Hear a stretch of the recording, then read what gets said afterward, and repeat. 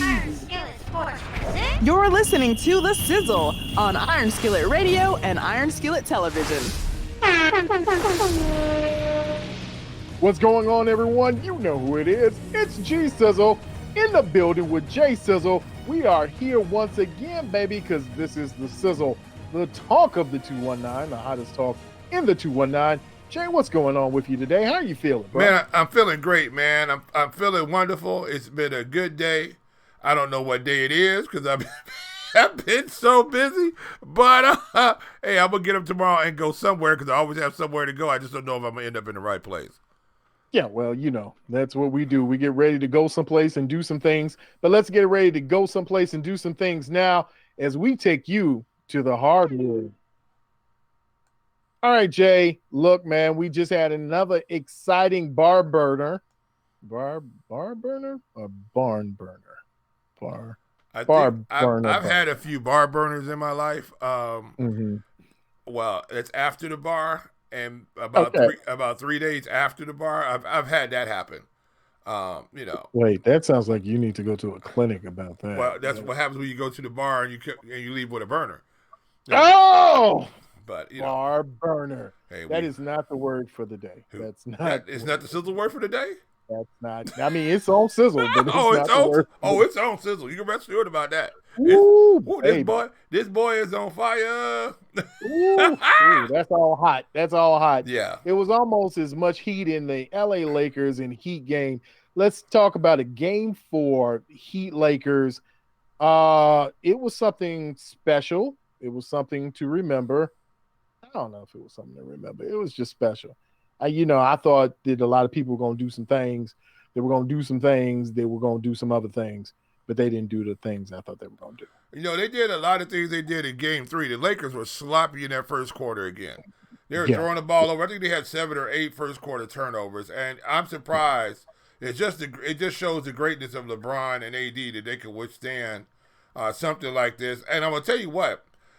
Timely shooting from the Lakers bench players really kept the Lakers in this ball game because I thought a couple of times that the Heat was going to actually have a chance to expand its lead, and they never got it going.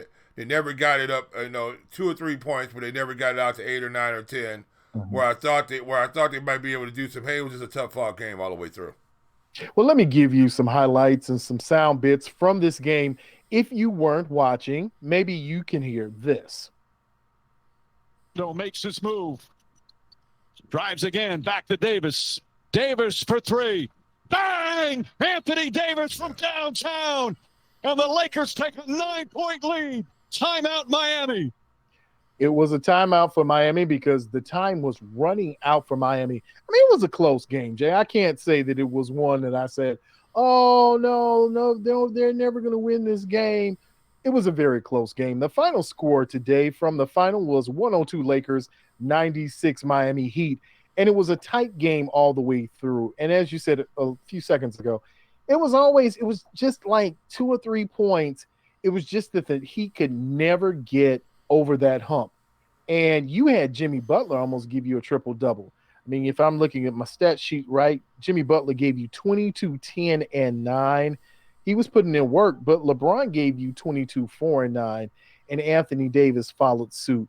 So it was one of those games where Tyler Hero, Jimmy Butler, they just weren't enough. They needed one more person to come in, give them another 20-point score, and they may have walked away with this victory. But as it stands right now, you've got the Lakers in a 3-1 lead, and they're in the catbird seat. Yeah, it's nice when you're in the catbird seat and there are actually some birds there. You know, look, yeah. It was one of these games, man. You know, it was tied up midway through the fourth quarter. I think about 6 minutes and 30 seconds left. It was 83-83. So there was opportunity there for the Heat, but Jimmy Butler needed to be on complete attack, and I think he was just wore down defensively because he was playing AD and switching off over to LeBron. So he took on those defense. I'm going to tell you what, that Heat defense, that man-to-man defense was something to behold today. They had the Lakers scrambling. They had them out of sorts. And I really thought here for a chance that the Lakers might discombobulate there because it definitely looked like that was going to be a problem. LeBron hit a couple of long balls there. I mean, really deep threes. LeBron does that during crunch time, and he helped pull the Lakers up out of this. And AD, of course, another bomb. Three-pointer when they needed him. Rondo played well when they needed him. So it's just a bunch of guys contributing all at one time. And like you just said before, the Heat just didn't have enough in the hopper.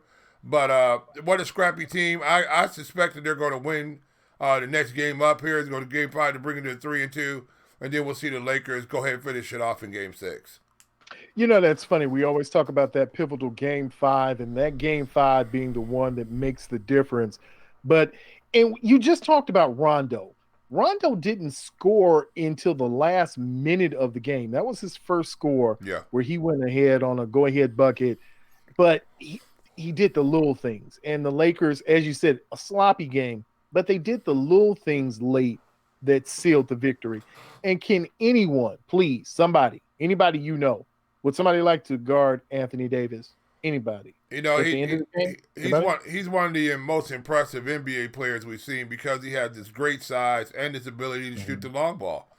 I mean, he's really tough to defend. They did a good job of denying him the basketball. AD didn't really go off, but he was just hitting timely shots when he had to.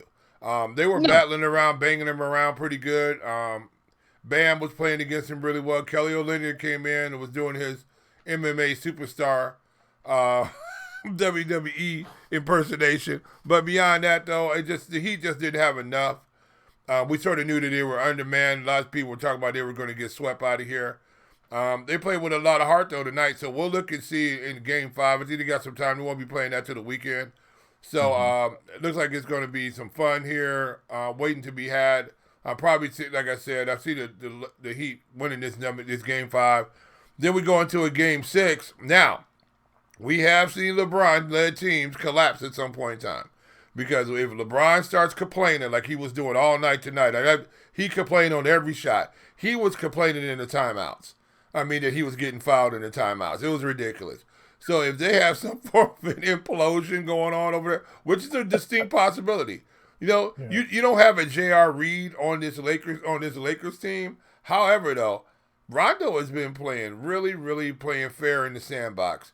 I'm waiting for somebody to say something to him and get him going and watch him snap, fizzle, and pop. All of a sudden, now we see some type of breakdown.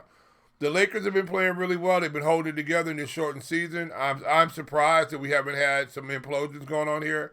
But, you never know. It looks like they're on their way to being champion. Yeah, it does. It's really a scary way that you think about it. They're headed there. And so while we're talking about the Lakers, let's talk about the Heat and what they're doing right now in the series or what they're not doing. So let's look at it. Okay, Jay, let's look at some of the numbers here. Now, you had Jimmy Butler with 22, 10, and 9. Respectable numbers. You had Bam come back and give you 15 and 7, which, I mean, that's a heck of an effort for a man who is hurt or injured. We don't know which one he is, but Tyler Hero stepped up. Duncan Robinson gave you a little bit. And Jay Crowder came up with a big three-pointer near the end of the game. But I'm looking at three players. I'm looking at three. Kendrick Nunn, Andre Iguodala, and Kelly Olynyk. Yeah. Respectively, they gave you 4, 3, and 6. I don't get what's happened with Kendrick Nunn. I don't understand. Like, dude, this is the finals. All that you were doing in the regular season, yeah, we need you to do it right now. Yeah, he's been none and void. I'll play a word on that one. During this series, Iguodala has been being played great defensively, but he never, at his age, I think he's 36 or 37 years old. He never was an offensive juggernaut as it was. We don't expect him to be, but we do expect him to play some tough defense, is what he did today. And Kelly Olynyk, I mean, who knows? I mean, every once in a while, I see a guy gave you, 22 the other day. And then I don't know what their stat line was today, but he just looked sloppy and out of sorts today. So, again, like the bench didn't help him. The Heat have to play almost a perfect game to beat the Lakers. And one or two of both of the big two for the Lakers, AD and LeBron, have to have a really off game, like we saw LeBron have in Game 3. So it's just very interesting now to see Can the Heat pull it together? I think LeBron's going to be turbocharged. I think he's going to come out the bat swinging. And if they don't stop this onslaught, they can get smacked around in Game 5, and it could be after a while you're going to start tapping out. And it's going to be over. Well, really, it is all over. If the Lakers go in and manhandle the Heat, and it's a large deficit by halftime of Game 5, it's a wrap for the Heat. I mean, it really is. Literally, it's that simple. It could be over that quickly. And LeBron debuted his new LeBron 18s today. Did you like those? So the color was, your nephew said they were fire. It looked like his feet were on fire, like shirt was fire. But he was putting in some work. Yeah, I saw him knock over poor little Tyler Hero. I mean, if that was a flop, that was the worst flop in the history of flopdom. Well, you know what though? But speaking of Tyler Hero, there, man, the kid was playing in high school 2 years ago. Okay, I'll give you that. Give me that. 2 years ago, this guy's now starting in the finals, and I'm gonna tell you what, you were the hero last game. You would take Tyler Hero on the Bulls right now. Oh, dude, I would take a hero sandwich on the Bulls right now. That's how. Hey. That's how ridiculous it is. Tyler Hero, it looks like one of the guys. Look like he's going to be a star in the league. I mean, the guy's got a nice jump shot. He's got a nice game. The stage is not too big for him. Think of it, he just got here. And he's not super hype. He's not a Zion Williamson or somebody like that. He doesn't have great freakish ability. He just doesn't. He's quick. He's long, but he's only about 6'6". So he's not like. He looks like he plays taller than that, but he's not a 6'8" guy or something like that. No, it's funny that you just mentioned. I just saw a picture of when you were just talking about it. I don't know why Zion. my mind just Zion was on the cover of Men's Health. Yeah, and looks like he's lost about 20, 30 pounds. Yeah, he's probably getting weight off them legs. That's what he's trying to do now. He looks really small. But I'm gonna tell you what, small for him is 270. Yeah, and I'm just looking at him like, wow, you look kind of lean there, my friend. Now wait to see how explosive he's gonna be. Now you just took 25 pounds off that frame. You don't think he's gonna be up off the floor a little quicker than what he already is, and he might be able to run a little bit faster because he's 30 pounds lighter. If he kept his leg strength, that guy, I'm telling you, the full season. He gets going, barring injuries, he's going to be something else. He's going to be something else. If you give him a full season and he's had a chance to heal, I don't know if he really. I think it'll take about 2 years to get him really healed. Where he gets a chance to rest. But a full season and now not having to have had to play in the playoffs, I think it gives him a chance to rest, relax, and get himself. But you know what? We haven't even talked about some of the other basketball gridiron news, like Doc Rivers. Did you like the pickup of Doc Rivers and what all that's going to do and how that's going to kind of transpire in Philly? Well, hey, look, it's a good spot for him. He's got a little bit of a core waiting for him there in Philly. I mean, it's not the cupboard's not completely bare. I didn't want to see Doc stuck somewhere where he didn't have a chance to dig a team out, and I don't think he would have taken a team that he wouldn't have a chance to at least get him into the playoffs. I think he would have went up in the front office somewhere and waited till something became available. So I think Doc's going to be good. He missed his best chance, I thought. He had two really good teams, one with his past Clippers and then one with that OKC team that he had and that was ready to go. He wasn't able to get it done, and that's on Doc. Now this last one, his two superstars just didn't show up in the fourth quarter. I mean, you got offers out of those guys in the fourth quarter when they really needed them, and that's not Doc's fault, but somebody's got to take the blame. You know what I'm saying? Well, okay. Let me ask this then. With Doc, he had Lob City, he had the Clipper Vatos. He's had teams. Yeah. He had Boston. Now, he was horrific in Orlando because there was a horrific team. Yeah, it was a bad team. But when do you start blaming Doc for some of this? It's kind of like what we were saying about what's going on with the Bears right now. Okay, is it Mitchell Trubisky or is it Matt Nagy? And then after last game, you're like, there's no Mitch in there. It might be Matt Nagy. So when did we start saying it's really it's Doc Rivers? Well, I mean, look at this past Clippers team, right? If you go past Kawhi and Paul George, who else did you really have?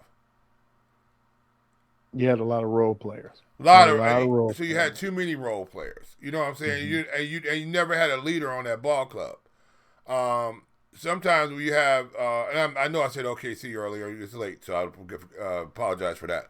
But when you have some teams out here that he's had guys who were superstars, but they never really meshed together to pull something together so that they would have a chance to win.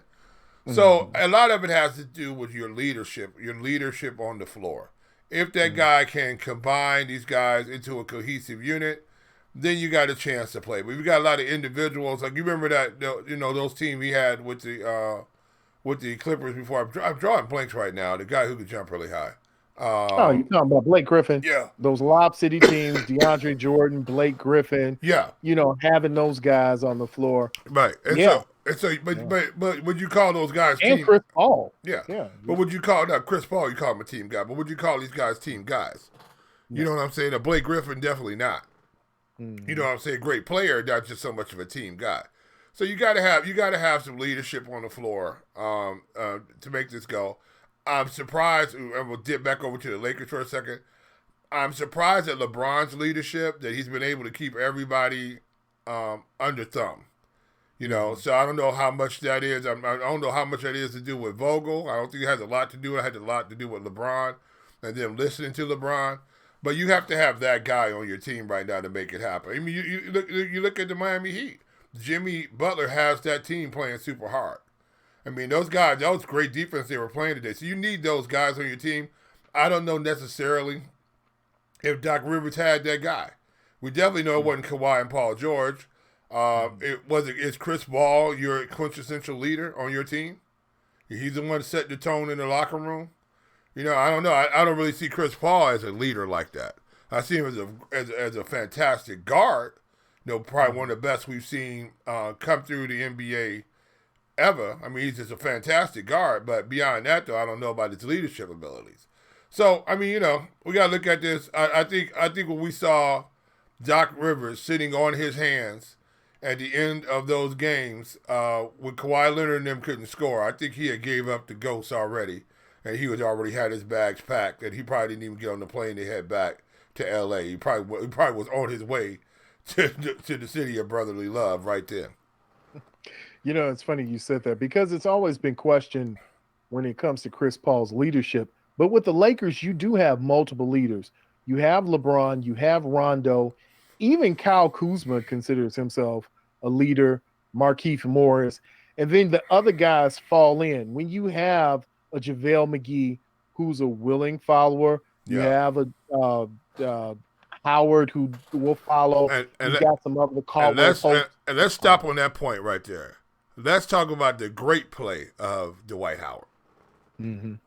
I mean, these finals, man. I mean, he was Dwight Howard of old. Now I don't know if he's gotten a little tired here recently and he hasn't been as dominant. But when he came back, man, I mean, that Dwight Howard was nasty out there, blocking shots, and he was a motivated Dwight Howard. And that they needed that guy. So, I mean, just from that standpoint, they rallied around those guys. You said, like you said, the Morris guys and all that, and they played extremely well. And LeBron was able to lead this team again to another championship. Looks like, 10 times he's been there. And it looks like he's going to come away with a fourth one. Unless there's a big kerfuffle going on here.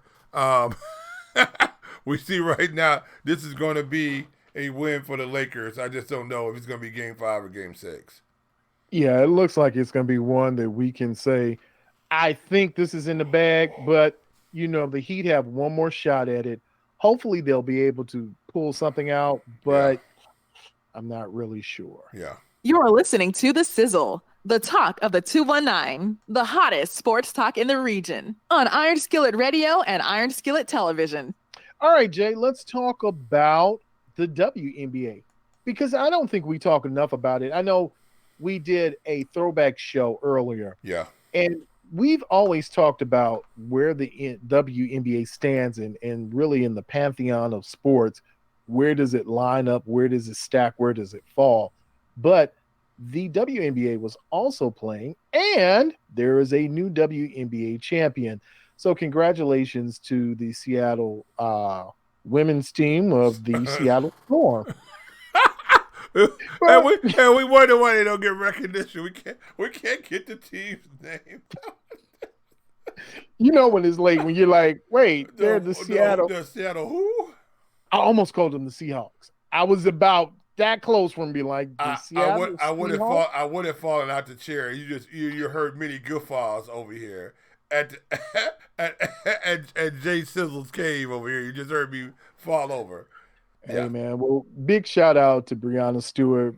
Big shout out to Sue Bird. But look, man, Briana Stewart took away her second WNBA title and her second WNBA Finals award. And she came back off a big injury too. So big ups to her fighting back. That team's super loaded. You got Stewart and Bird on that ball club. Right. That's not fair. It's just not fair. You know what I'm saying? And then they play shortened series. They play 5-game series. I don't know why they don't stretch them out to 7 games. It's probably about money. But I would like to see them the best 4 out of 7. At least give a team a chance, because you got teams that good.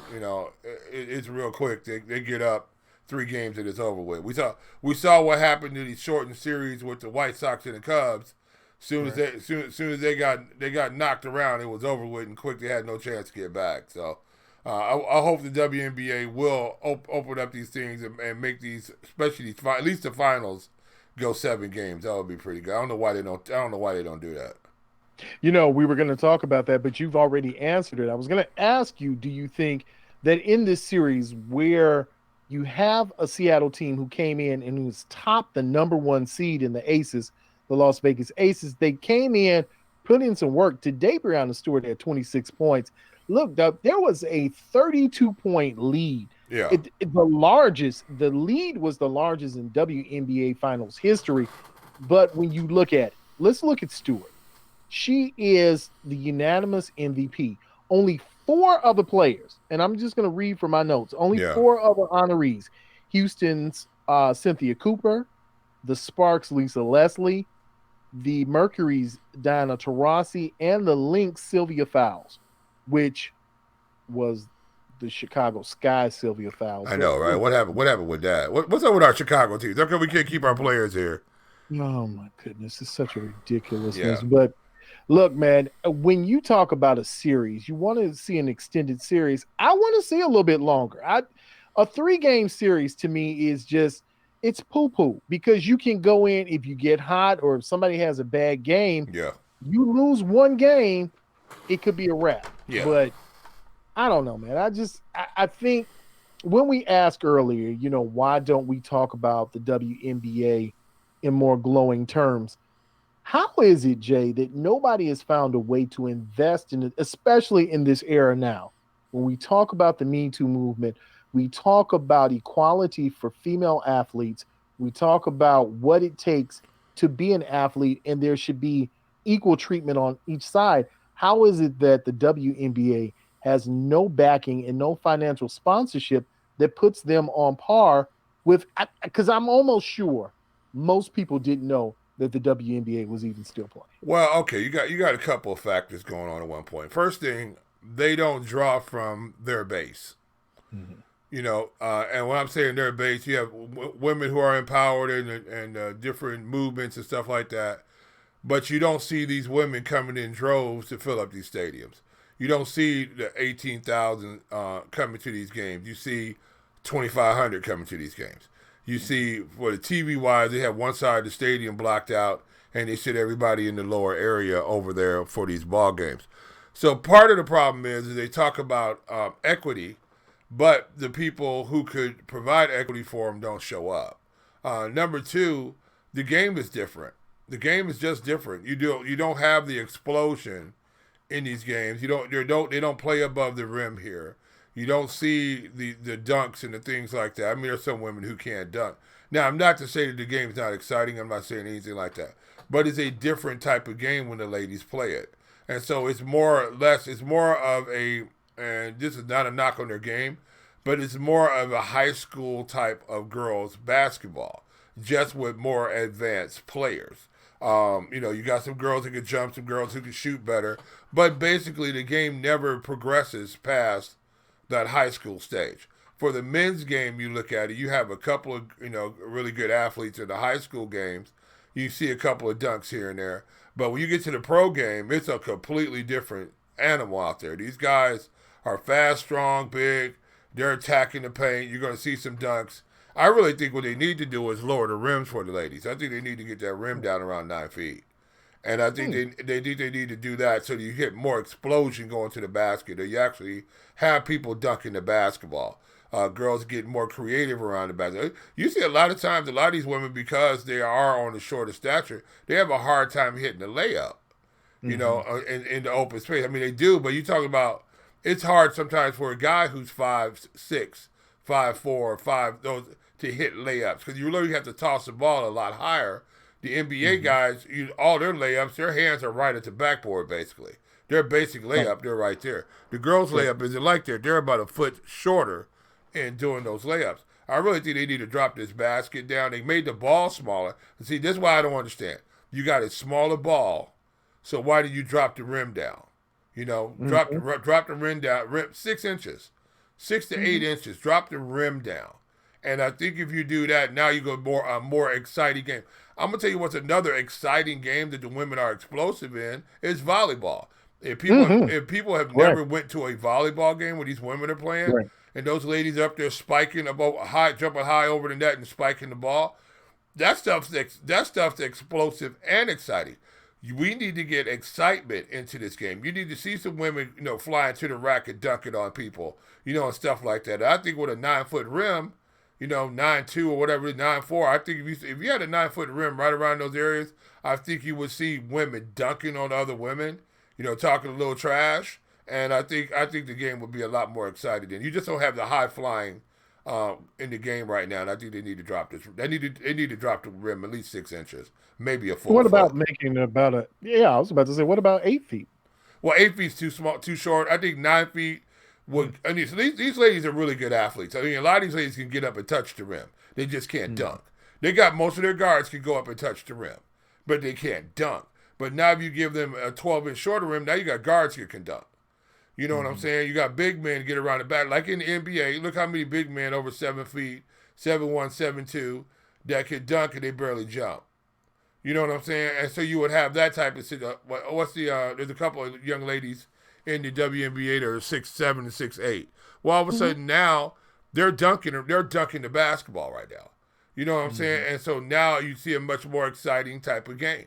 And so I think that's I think you got to help the game out. You gave them a smaller ball, give them a smaller basket, a shorter basket to play on, and I think you'll see a much more exciting game. I still say take it down a whole foot. Just take it down a foot, and now you can market it, as you said, as explosive. Now you can have ladies who are going to the rim, they're going hard, and they can get up. And there's the thing, you got guards now where you have a team where your average player is maybe about 5'6", 5'7". Yeah, now you can get in and do some more work. But it's just something, they're ideas. They're things that I like to see. Maybe the way they change up the schedule, something that invites more viewership. And as you said, more of that high school feel. Because when I was in school in Tennessee, the UT team, those ladies, that was the game. Yeah. That was the game. You didn't even go to the men's game. You went to the ladies' game to see what they put together, to see those teams. And I would love to see the WNBA have a good followership for young athletes, be they male or female, that they can go and say, hey, I went to a WNBA game, maybe smaller venues, maybe doing some other things that might help. I don't know. Something's got to help. Something's got to be done. I think it has to be done now. And I think we should be named co-commissioners. Without a doubt. That game just got to get more explosive. I think if it gets more explosive, it'll be a lot more fun. especially if you see these women going to the basket and trying to dunk on each other. That would be good. That would be good That would be good basketball right there. I think that's something that would be fun to see. Well, you know what it is. It's that time where we got to bring the show to a close. But before we go, we always have to leave the people with something hot. So, Jay, you've got to leave the people with something sizzly, something fire, something in fuego. Leave the people with something hot. You know, I believe you with something sizzly, but it's not on fire. It's on ice. The Blackhawks signed a fine offensive forward over there, Lukas Reichel, 18-year-old out of Germany.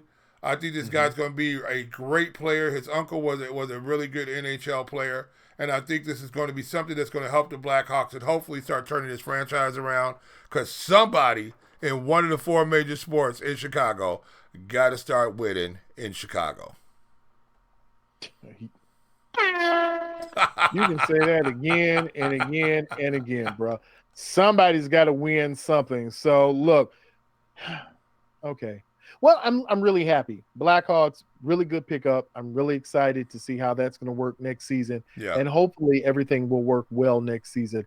And you'll start to see a Blackhawks team turn that corner and get back into prominence and be that same dominant force they were in the early 2010s. Yeah. I like it. Yeah. I'm really happy. Yeah. I'm happy. So if you're not following us, if you're not subscribed, if you're not making sure that you're checking for the sizzle and you're not looking at what's going on Iron Skillet Sports, shame on you. And the next time I see you, we're going to take a WNBA basketball and punch you with it. No, I'm just saying. Wow. That was, see, excitement. If you bring excitement into the game, you know what I'm saying, and have people get punched with a WNBA basketball, that'd be fantastic. And that should be, and I think that would be a great, to me, that's the best program you have out there. Hit somebody with it and be like, bam, WNBA basketball. It's exciting. Ah! That's the slogan. Yeah. That is marketing for the ages, my friend. Yeah. So listen, man, for G-Sizzle, for J-Sizzle, we're out of here. And remember, be true to you. Do you. And remember, always keep it sizzly. Did you know that you can listen to Iron Skillet Radio on